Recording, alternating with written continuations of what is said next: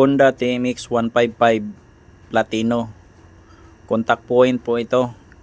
Pero ngayon kinonvert po natin ng CDI. 4-pin CDI ang ating gamit.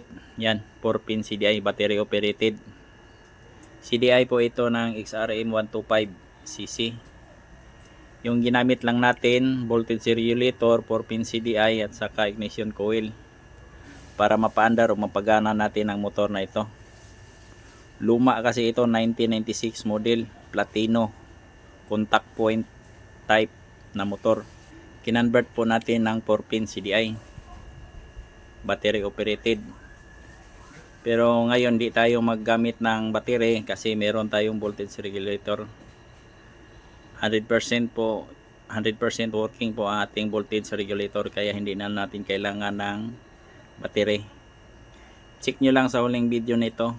Pakita ko sa inyo kung yung anong wiring diagram ang ginamit natin dito or wiring connection.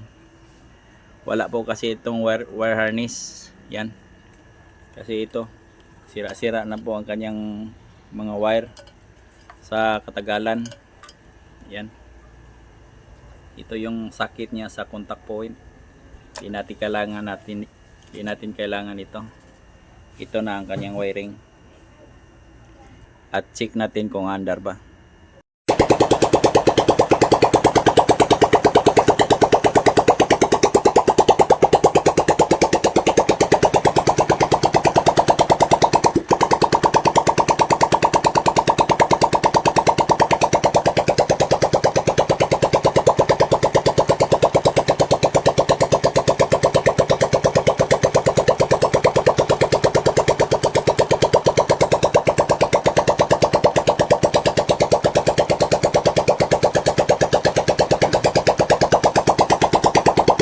Wala po itong wire harness,